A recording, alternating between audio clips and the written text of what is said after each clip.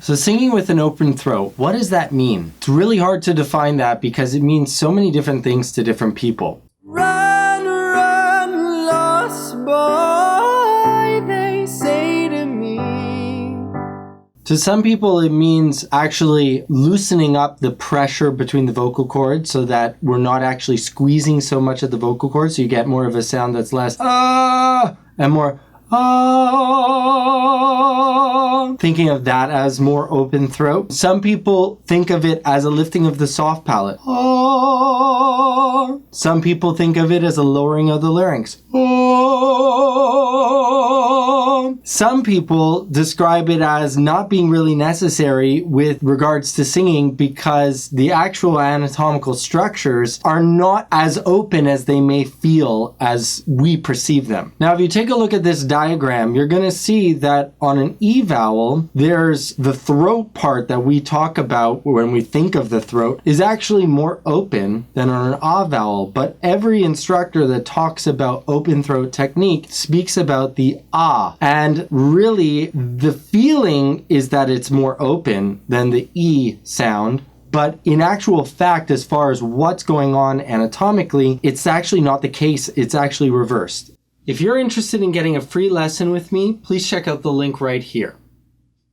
So instead of jumping into the whole open throat debate and getting, really into it, I just want to give you guys the tools to be able to control the various body parts that are involved in open throat singing or really singing in general. So then you can kind of make the choice and adjust the sound for whatever singing you're doing. At the end of the day, isn't that what ultimate freedom is all about? It's about knowing how to use every different part of your voice and being able to apply that to your genre. For an opera singer, he would want to lower the larynx, sing with more of an open throat in the most traditional sense, but an average pop singer is not going to want to do that in the same way. So instead of saying that one way is correct and one way is incorrect, which I don't really ascribe to, I think that you can really use your voice in any way possible that you feel is artistically viable. And I would much rather just give you guys independent control of all these different aspects of your voice so then you can be the one to decide how it fits within your style. Okay, so first off, I want to draw your awareness to your soft palate. Can your soft palate be controlled, whether it goes up or down? Yes, it actually can.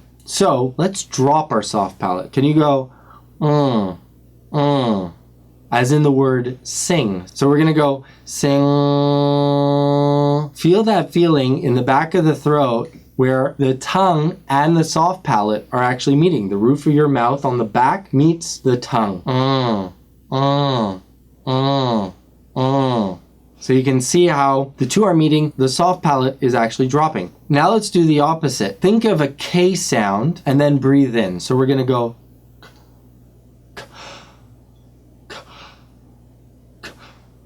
And what that's going to do is draw your attention to the back of your throat where on the your tongue hits your soft palate, but then you're breathing in with a little bit of surprise. When you breathe in with that surprise, your soft palate rises. So believe it or not, you actually have quite a bit of conscious control of where your soft palate is when you're singing. So you can decide to sing with a lowered soft palate, or you can decide to sing with a raised soft palate.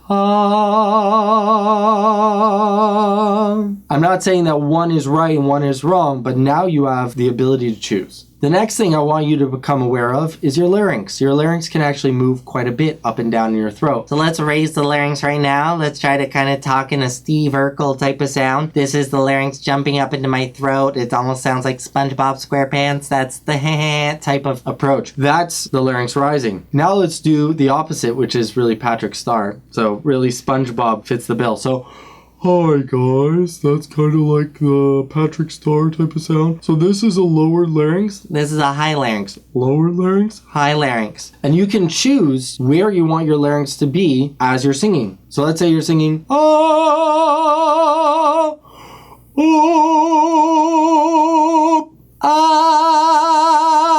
You have quite a bit of control of where your larynx kind of sits. The key here with all of these different exercises that we're doing is to just experiment, play around with it so that you become more consciously aware of what's going on. The next component to open throat technique that I want you to become aware of is your tongue. Your tongue has a big part of your overall tone. So do you remember the diagram earlier where we showed the E vowel versus the A vowel? In the A vowel, the tongue sits lower, and on the E vowel, the tongue sits higher. That movement of the tongue actually changes the space in the throat, the pharynx. So on a single vowel, let's start to play around with the position of our tongue. Ah, sitting on the lower end, right? It's sitting down. Ah.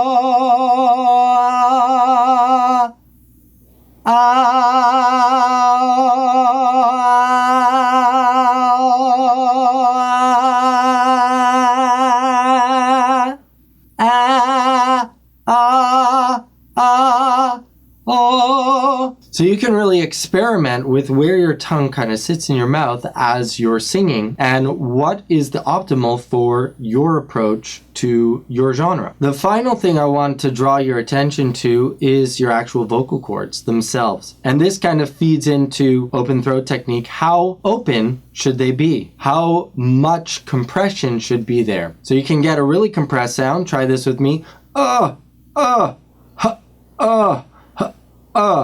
That's a very compressed sound. Do that.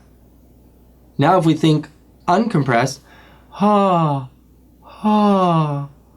almost like you're sighing at the end of the day.